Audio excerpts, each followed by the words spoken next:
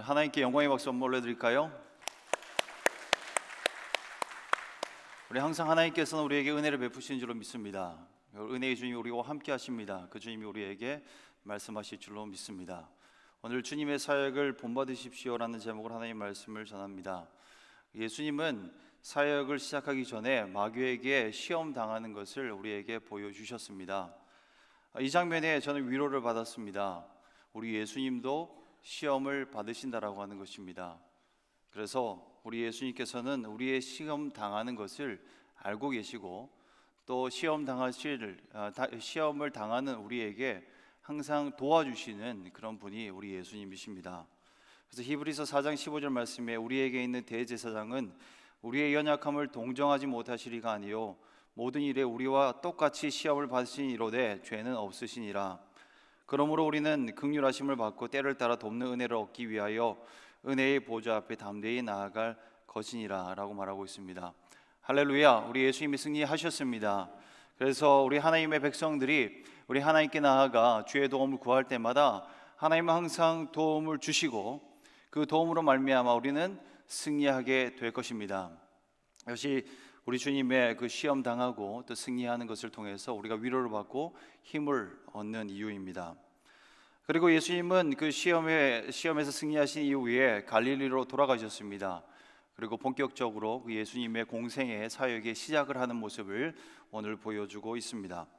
그래서 예수님의 그 사역의 시작점을 보면서 한 해를 시작하는 우리가 그리고 새로운 40주년을 바라보는 우리 교회가 어떻게 사역을 이루어 나가야 하는지 또 예수님의 사역을 본받고 또 배워서 우리 하나님의 능력이 우리의 능력이 되어 하나님의 뜻을 넉넉하게 이루어드리는 저와 여러분이 되어지고 또 우리 교회가 되어지길 주의 이름으로 축원드립니다.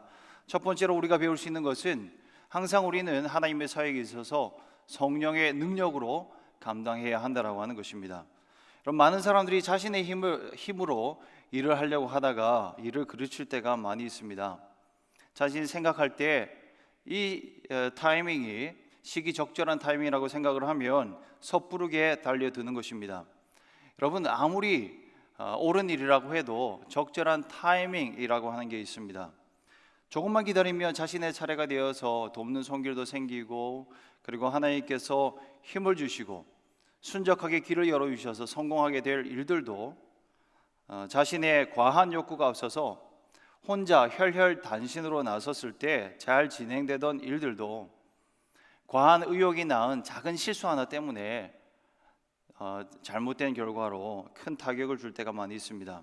여러분 어떤 일이든지 서두르지 마시기 바랍니다. 우리 주님 앞에서 우리에게 능력을 주시고 지혜를 주시는 그 하나님의 성령의 능력을 기다리시길 바랍니다. 만약에 그 일들이 하나님의 일이라면 더더욱 그렇습니다.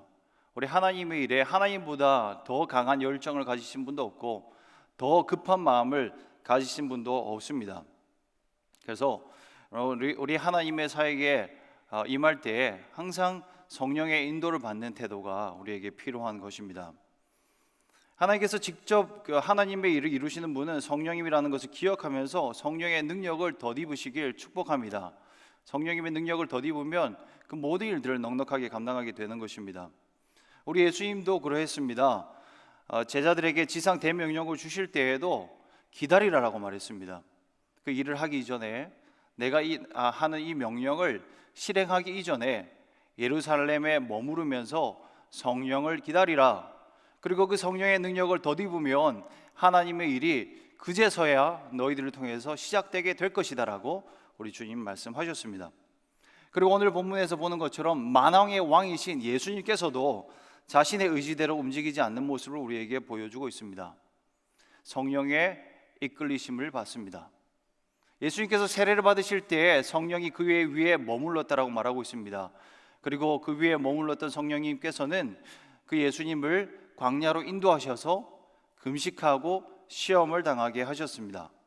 그리고 오늘 본문 14절에 보면 성령의 능력으로 갈릴리에 돌아가셨다라고 말하고 있습니다. 그래서 성령으로 구원의 말씀을 전하셨고 또 자신의 구주 되심을 알려주셨고 그리고 승천하신 이후에도 성령님을 보내셔서 제자들에게 거룩한 은사들을 부어주셔서 하나님의 일들을 감당하게 하시는 것을 볼 수 있습니다. 여러분, 예수님은 하나님이시지만 스스로 행하지 않으십니다. 모든 일을 성령의 능력으로 행하심을 말씀하고 있습니다. 여러분, 우리 주님의 일들은 우리 성령 충만하지 않으면 할 수 없는 줄로 믿습니다. 성령 충만해야 복음을 전할 수 있습니다. 성령 충만해야 교회 봉사도 가능하고요. 성령 충만해야 우리의 삶의 열매가 맺혀지고 우리 하나님의 기뻐하시는 뜻이 이루어지게 되는 것입니다. 열매 맺는 삶을 살 수가 있습니다. 그래서 우리의 사역에 있어서 가장 중요한 점검표가 있다면 바로 성령의 함께 하심이 과연 우리 가운데 있는가 하는 것입니다. 일이 스무스하게 잘 되어진다 하여도 만약에 그 안에 성령님이 계시지 않는다면 그 일을 멈춰야 할 그런 때입니다. 교회 일을 하다가도 은혜가 식어지고요, 그리고 내 안에 살아계신 성령님이 느껴지지 않으면 멈출 줄 알아야 합니다. 성령으로 행하지 않으면 그게 하나님 나라의 일에 전혀 도움이 되지 않기 때문입니다. 때로는 일이 잘 되는 것처럼 보여질 수 있어요. 근데 그 속은 비어 있어요. 굉장히 허무하고요, 그리고 결국은 어떻게 됐습니까? 은혜 없이 육신으로만 일을 하다 보면 탈진하게 돼요. 너무너무 힘듭니다. 그래서 상처를 받게 되고 또 다른 사람에게도 상처를 주는 그런 비극을 낳게 되는 것입니다. 여러분, 성령을 기다리시길, 그리고 은혜를 다시 한번 구하시길 축복합니다. 만약에 내 자신을 돌아볼 때, 그리고 우리 교회의 그 사역들을 돌아볼 때 은혜를 하지 않고 성령님이 나와 함께 계시지 않는다면 그때는 멈춰서서 다시 한번 하나님의 은혜를 구하고 기다려야 할 때인 것입니다. 그때가 멈춰 있는 시간인 것 같고 열매 없는 시간인 것 같고 죽어 있는 시간인 것 같지만, 그러나 진정한 열매를 위해서, 하나님께서 부어주시는 놀라운 역사를 위해서 영그는 시간이라는 것을 깨달아야만 합니다. 반드시 필요한 시간인 것입니다. 하나님의 나라의 일은 반드시 성령과 함께 사역할 때 이루어집니다. 우리 성령님과 함께 사역을 하면 놀라운 열매가 맺혀지게 될 줄로 믿습니다. 은혜가 넘치게 될 것입니다. 기쁨이 충만하게 될 것입니다. 주님께 나와 구원의 은혜를 맛보는 자들이 훨씬 더 많아지는 놀라운 은혜의 역사를 우리가 보게 될 줄로 믿습니다. 성령 충만하십시오. 성령님과 함께 사역하십시오. 성령 충만한 교회가 되시길 바랍니다. 여러분, 믿음이 자라나가게 되는 것입니다.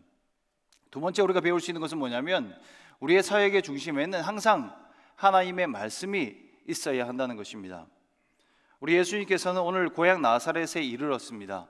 그리고 어디를 먼저 들어가셨냐면 회당으로 들어가셨습니다. 회당에 들어가셔서 성경을 읽으려고 서셨어요. 그리고 늘 하시던 대로 그 회당에 들어가셔서 성경을 펴서 읽으시는데, 이제 본인이 성경을 찾은 것이 아니고 그 순서대로 그때 할당된, 그때 예수님께 주어졌던 말씀이 바로 이사야의 글이었어요. 근데 그 이사야의 글 중에서 한 구절을 찾아서 읽으시면서 그리고 그 말씀에 대해서 해석해 주는 그 장면을 우리가 보고 있습니다. 이렇게 예수님께서는 회당으로 가서 하나님의 말씀을 항상 보는 습관이 있었다는 것을 우리가 볼 수 있습니다. 언제나 우리 예수님도 말씀 중심의 삶을 사셨다는 것을 우리가 알 수 있는 거죠. 예수님은 나사렛에 자라면서 이 나사렛 회당이 예수님에게는 굉장히 익숙한 것이었습니다. 그리고 그것에서 말씀을 읽고 나누는 것이 그의 삶의 일부분이었던 것입니다. 여러분, 저와 여러분 또한 말씀 중심의 삶을 살아가시길 축원합니다. 성령 충만과 말씀 중심은요, 서로 다른 말인 것 같지만 결코 그렇지 않습니다. 성령은 말씀으로 인도하신 영이십니다. 현대 교회는 이제 교단에 따라서 또 교회에 따라서 특징들이 나누어지죠. 그래서 성령을 강조하는 그런 교회를 가면 말씀이 좀 부족하구나 하는 것을 느낄 때가 있고요, 반대로 하나님의 말씀을 강조하고 말씀 중심의 그런 교회가 되기 위해서 노력하는 그런 교회들은 성령의 살아계신 생동감 있는 그런 역사가 부족함을 느낄 때가 있습니다. 그런데 이것은 하나님의 뜻이 아닙니다. 정말 잘못된 것입니다. 성령과 말씀은 서로 뗄래야 뗄 수가 없는 사이입니다. 디모데후서 3장 16절 말씀이 이렇게 기록하고 있습니다. 모든 성경은 하나님의 감동으로 된 것이라고 말하고 있습니다. 그리고 베드로전서 1장 21절에도 성령의 감동하심을 받은 사람들이 하나님께 받은 말씀이라고 기록하고 있습니다. 무엇을 말하고 있냐면 말씀의 저자가 성령님이라고 말하고 있는 거고요, 그리고 말씀이라고 하는 생명의 강으로 인도해 나가시는 분도 바로 성령님이라는 것을 성경은 우리에게 말해주고 있는 것입니다. 말씀을 읽는 가운데 성령님이 우리 가운데 임하십니다. 그리고 성령님이 역사할 때 말씀이 깨달아지고 그리고 그 말씀이 살아서 우리 안에서 역사하는 것을 우리는 경험하게 되는 것입니다. 말씀 없는 성령이 없고 성령 없는 말씀이 있을 수가 없는 것입니다. 그래서 에베소서 6장 17절 말씀에 이렇게 우리에게 초대교회 성도들에게 권면하고 있습니다. 성령의 검 곧 하나님의 말씀을 가지십시오. 하나님의 말씀을 가지시길 축원드립니다. 그래서 말씀 중심의 사역이 이루어져야 하는 것입니다. 항상 우리 사역의 중심에 말씀이 있도록 해야 됩니다. 각자의 그 성령의 은사가 다를 수 있어요.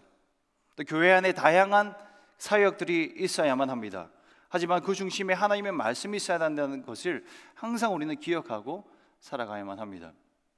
그리고 항상 우리가 점검해야 되는 또 한 가지의 점검표는요, 바로 하나님의 말씀 중심의 신앙생활을 우리가 하고 있는가, 말씀이 드러나는 사역을 우리가 하고 있는가라고 하는 것입니다. 여러분, 가장 좋은 설교가 어떤 설교이겠습니까? 하나님의 말씀이 드러나는 설교입니다. 설교자가 드러나는 게 아니고요, 설교 예어만 기억에 남아서는 안 되고요, 오직 하나님의 말씀만 드러나고 하나님의 말씀이 성도들의 삶 가운데 역사할 수 있도록 하는 것이 가장 좋은 설교가 되어집니다. 여러분, 가장 좋은 교회가 어떤 교회겠습니까? 말씀이 역사하는 교회가 가장 좋은 교회입니다. 말씀대로 살아가는 성도들이 많은 교회가 바로 좋은 교회가 되는 것입니다.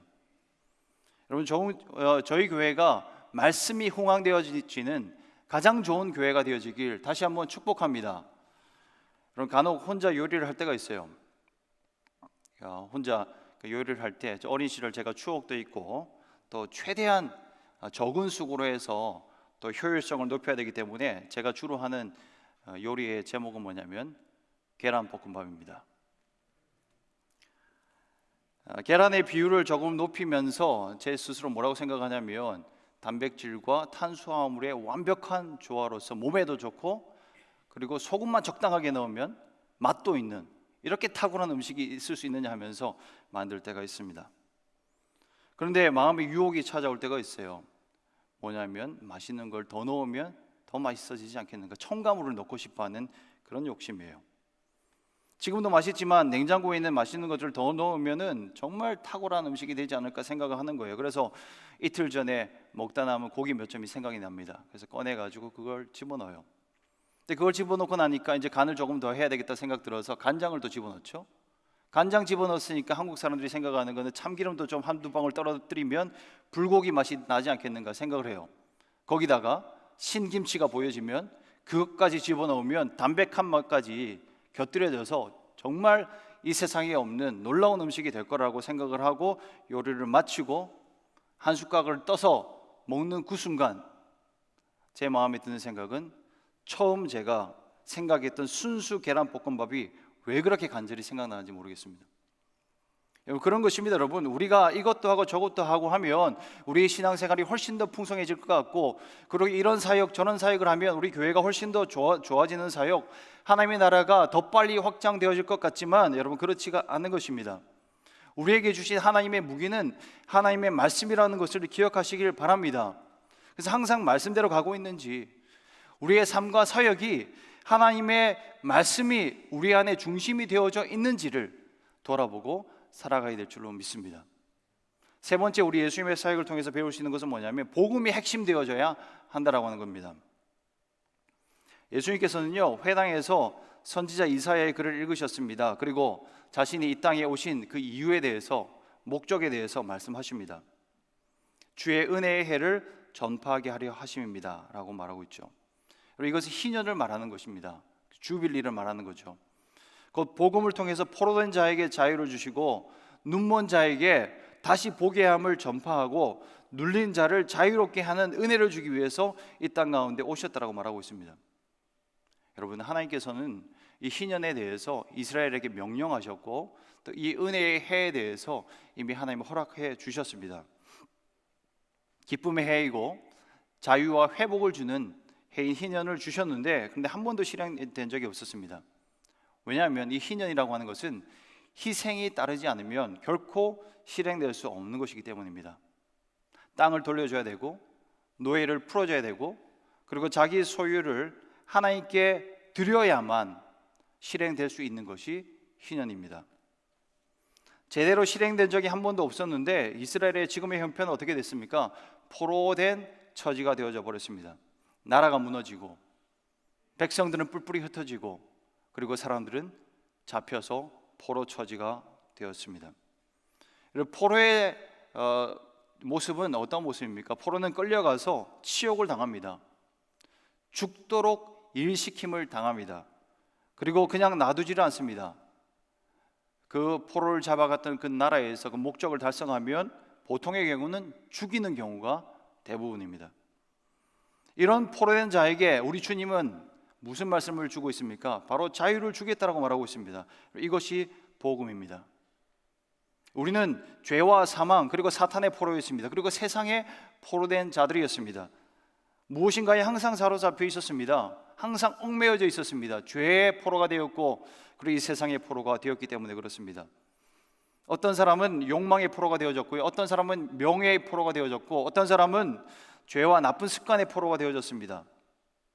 여러분, 이 포로된 자들의 마지막을 기다리고 있는 것은 뭐냐면 바로 죽음이고요, 그리고 파멸이었습니다. 그런데 이 모든 포로에서 예수님을 통해서 참 자유를 주시겠노라고 오늘 말씀은 말씀하고 있습니다. 또 눈먼 자에게 다시 보게 함을 전파한다고 말하고 있습니다. 여러분, 우리는 영적으로 무지한 자였습니다. 아직과 교만으로 영적인 암흑 세계에서 살고 있었습니다. 파멸의 낭떠러지로 지금 떨어져 가고 있음에도 불구하고 자신의 처지를 깨닫지도 못한 채 살아가던 사람들이 바로 우리들이었습니다. 하지만 예수님은 눈먼 자들의 시력을 회복시키기 위해서 이 땅에 오셨습니다. 이것이 우리에게 주시는 하나님의 놀라운 은혜입니다. 이 엄청난 은혜를 주시기 위해서 우리 예수님이 이 땅 가운데 오셨습니다. 그래서 예수님을 만난 자들마다 삶의 극적인 변화를 경험하게 되는 것입니다. 예수님을 알기 이전의 삶하고는 완전히 변화된 삶을 살아가게 되는 것입니다. 여러분, 그런 삶을 저와 여러분이 살아가고 있는 줄로 믿습니다. 그런데요, 우리가 깨달아야 되는 것이 무엇이냐면 예수님의 복음은 우리가 처음 예수님을 믿을 때에만 필요한 개종을 위한 수단이 아니라는 것을 알아야 됩니다. 물론 당연히 처음 예수님의 복음 앞에 서면 삶의 전적인 변화를 경험합니다. 근데 그게 끝이 아니에요. 예수님의 복음은 항상 능력이 있습니다. 예수님의 복음의 능력은 항상이라는 것을 깨달으시기 바랍니다. 지금도 진행형입니다. 지금도 예수님을 만나면, 예수님의 그 은혜의 말씀을 묵상을 하면, 예수님의 복음 앞에 서면, 우리가 그 예수님의 복음의 말씀 앞에 믿음으로 반응하기만 하면 매일매일 놀라운 변화와 믿음의 성장을 경험하게 된다라고 하는 것입니다. 여러분, 예수 그리스도를 만나시길 주의 이름으로 축원드립니다. 오늘 이 시간이 그 예수님과의 만남이 되어지길 바라고, 날마다의 삶이 예수님과 동행하고 그 예수님의 복음 앞에 믿음으로 반응해서 살아가는 저와 여러분이 되어지길 바랍니다. 복음이 저와 여러분의 삶을 완전히 변화시킵니다. 그래서 우리 모든 사역의 핵심은 복음이 되어져야만 합니다. 그런데요, 오늘 본문의 두 번째 파트를 좀 살펴보기를 원하는데, 이 두 번째 파트를 보면 사람들의 그 반응에 대해서 구체적으로 드러내고 있습니다. 예수님이 증거하시는 이 은혜로운 말씀에 대해 듣고 그들은 놀랐습니다.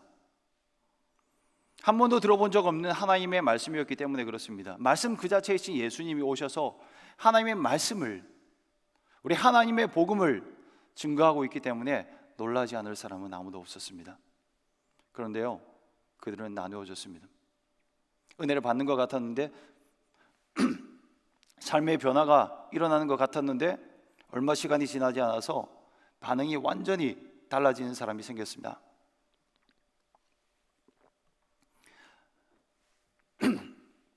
그것도 적은 사람의 수가 아니라 다수의 사람들이 그렇게 했습니다. 28절부터 한번 보십시오. 그들이 예수님의 말씀을 듣고 크게 화가 나서 소리를 지르면서 예수님을 밀치기 시작했습니다. 그리고 그 힘은 점점 커졌습니다. 그리고 예수님을 밀치기를 시작을 하는데 낭떠러지까지 몰고 가서 죽이려고 하고 있습니다. 예수님의 고향이었던 그 나사렛 사람들이 은혜를 받다가 갑자기 돌변하고 있는 것입니다. 자기 생각이 귀를 막고 그리고 그들의 감정이 격해지니까 살인자로 변화되고 있는 것입니다. 그냥 예수님을 동네 밖으로 쫓아내는 수준이 아니에요. 쫓아내는 데서 그치지 않고 낭떠러지까지 몰고 갑니다. 그리고 거기서 밀어서 죽이려고 하고 있는 것입니다. 처음에는 매우 호의적인 태도로 말씀을 듣던 청중들이 어느새 폭도가 되었는데요, 이것이 후에 예수님을 향하여서 호산나라고 외치던 사람들이 금세 십자가에 못 박으소서, 예수를 십자가에 못 박으소서라고 외치는 무리로 바뀌는 것과 다를 바가 없다는 것을 알 수 있습니다. 그래서 오늘 이 말씀은 예수님의 사역의 그 집약을 우리 가운데 보여주고 있는 것입니다. 오늘 이 두 번째 파트에서 성경이 우리에게 말하는 것이 무엇이냐면요, 바로 은혜를 가로막는 가장 강력한 적이 우리 안에 있다라고 하는 것을 말해주고 있습니다. 어제까지 우리가 보았던 그 말씀은 예수님이 사단의 시험을 물리치는 장면이었죠. 그래서 우리는 유혹과 시험으로부터 찾아오는 그 외부의 적을 용감하게 우리가 이기면 모든 시험이 끝나고 탄탄대로의 사역이 시작될 것이라고 생각을 했습니다. 그런 기대감이 생기지 않습니까? 13절 말씀에 마귀가 모든 시험을 다 한 후에 얼마 동안 떠나가니라. 마귀가 떠나가고 새로운 사역이 시작되겠구나 생각을 합니다. 근데 그 얼마 동안이 그렇게 긴 시간이 아니었습니다. 우리가 그렇게 열정적으로 기도를 하고 은혜를 받으면 승리할 수 있을 것 같았는데 머지않아 우리는 깨닫습니다. 우리를 시험에 들게 하는 것이 멀리 있지 않다는 것입니다. 외부에서 오는 적을 이기면 끝났다라고 생각한 그때 더 치명적인 적이 우리 안에 있다는 것을 알게 됩니다. 여러분, 은혜와 배척은 일직선상에 있습니다. 에덴 동산에서 은혜로운 삶의 장소와 시험에 넘어가 사탄의 짓을 하는 장소는 똑같았습니다. 선악과에 대한 그 순종에 어떠한 장애도 없었는데 그 유혹에 넘어가서 하나님처럼 되려고 하는 마음이 그들 가운데 찾아오자 선악과를 바라보는 그들의 마음이 이글거리는 탐욕의 마음으로 바뀌어졌습니다. 마음의 문제예요. 여러분, 내일 본문에는 예수님이 이 복음을 갈릴리 사람들에게 전하거든요. 근데 그 갈릴리 사람들에게 말씀을 전할 때는 그들이 은혜를 받아요. 그래서 삶의 변화를 경험합니다. 근데 지금 나사렛 사람들이 은혜를 받았음에도 불구하고 예수님께 대해서 이렇게 변화된, 완전히 달라진 태도로 반응하고 있는 이유가 무엇일까요? 그건 바로 예수님을 어릴 때부터 예수님의 어린 시절을 그들은 보았기 때문입니다. 그럼 말씀을 듣다가 처음에는 은혜로웠는데 근데 그 모습과 더불어서 저 사람이 과연 누구냐? 바로 요셉의 아들이 아니냐, 목수의 아들이 아니냐라고 하는 생각이 그들을 사로잡자 돌변한 것입니다. 여러분, 인간의 생각이 얼마나 무서운지에 대해서 우리에게 보여주는 장면이에요. 사역이 막히는 것 같고 잘 풀리지 않을 때 다른 데서 원인을 찾을 필요가 없습니다. 우리의 교만한 생각이 복음의 진보를 가로막는다는 것을 우리가 알아야만 합니다. 그래서 하나님은 이렇게 우리에게 말씀하고 있습니다. 모든 지킬 만한 것 중에 더욱 내 마음을 지키라. 생명의 근원이 이에서 남이니라. 여러분, 영적 전쟁의 가장 치열한 현장은요, 우리의 마음이 됩니다. 그래서 사단은 떠난 것 같다가도 어느샌가 우리의 마음에 틈이 생기면 거기에 들어와서 하나님의 말씀을 떠나가게 만듭니다. 그래서 날마다 우리가 해야 할 가장 중요한 기도 제목은 내 생각이 십자가 위에서 못 박혔다라고 하는 것을 확인하는 것입니다. 여러분, 내 생각과 달라도 하나님의 말씀이면 순종할 수 있는 믿음의 사람이 되시길 주의 이름으로 축원드립니다. 내 마음에 드는 말씀만 듣는 게 아니에요. 내 마음에 맞는 사람과 함께 신앙생활만 하는 게 아닙니다. 여러분, 내 생각과 조금 다를지라도, 그리고 하나님이 붙여주신 사람이라면 어떤 사람과 하더라도, 어떤 말씀이라 하더라도 순종하고 함께 동력하는 것이 우리 가운데 필요한 것입니다. 믿음으로 사역할 수 있는 중앙의 공동체가 되어지길 축복합니다. 내 생각대로 하는 것은 믿음이 필요 없어요. 그러니까 내 기준에 맞는 말씀에만 순종하는 것은 전혀 어려운 게 아니라니까요. 근데 다를 때 우리의 믿음이 필요합니다. 불편함이 있을 때 진정한 믿음이 드러나는 것입니다.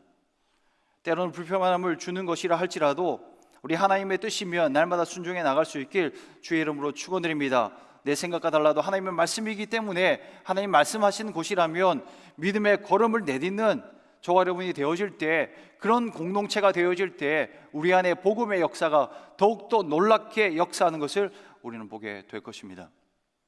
여러분, 말씀의 결론입니다. 오늘 예수님은요, 고향 사람들에게 배척을 당하는데 예수님이 예상을 하지 못했던 게 아닙니다. 예수님은 분명히 그것을 예상하셨고 이미 알고 계셨습니다. 그럼에도 불구하고 예수님은 하나님께 순종하셨습니다. 예수님은 자기 백성이 자신을 배신하고 십자가에 못 박아 죽일 것을 알매도 불구하고 하나님의 복음을 선포하였습니다. 왜 그렇게 하셨습니까? 무엇이 예수님으로 하여금 그 걸음을 걸어가게 하셨습니까? 바로 저와 여러분을 살리기 위함입니다. 그 예수님처럼 우리 또한 다른 사람을 살리기 위해서 예수님의 사역의 방식대로 사역하고 살아갈 수 있기를 바랍니다. 여러분, 이런 사람들을 통해서 하나님은 은혜의 물꼬를 트십니다. 희생이 없는 은혜가 없습니다. 희생이 없는 희년이 이루어질 수가 없는 것처럼요. 오늘 예수님께서 은혜를 선포하시면서 큰 위험에 빠지게 되었지만 오늘 본문 마지막 말씀을 보면요, 뭐라고 기록하고 있냐면 예수께서 그들 가운데로 지나서 가시니라. 여러분, 무슨 말씀입니까? 예수님이 지나갈 수 있도록 물꼬를 트는 사람이 있었다는 것입니다. 분노한 인파들 사이에서 안간힘을 쓰면서 인간 바리케이트를 치는 사람들이 있었다라고 하는 것입니다. 밀침을 당하고 뺨을 맞고 두들겨 맞으면서도 필사적으로 예수님이 지나가실 수 있도록 그 길을 열어드리는 사람들이 있었다라고 하는 것입니다.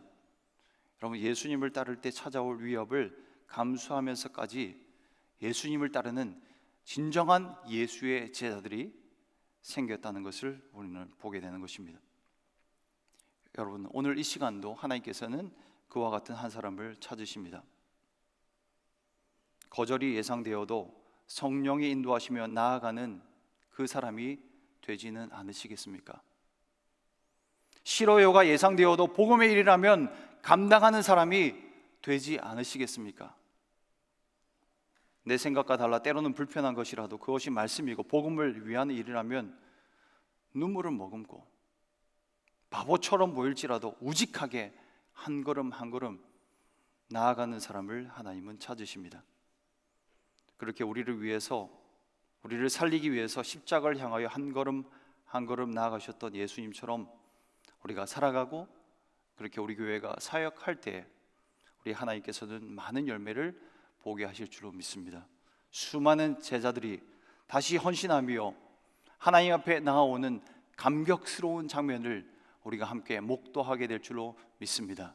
우리가 오늘 하나님의 말씀을 생각하면서 함께 찬양하고 기도하는 자리로 나아가겠습니다.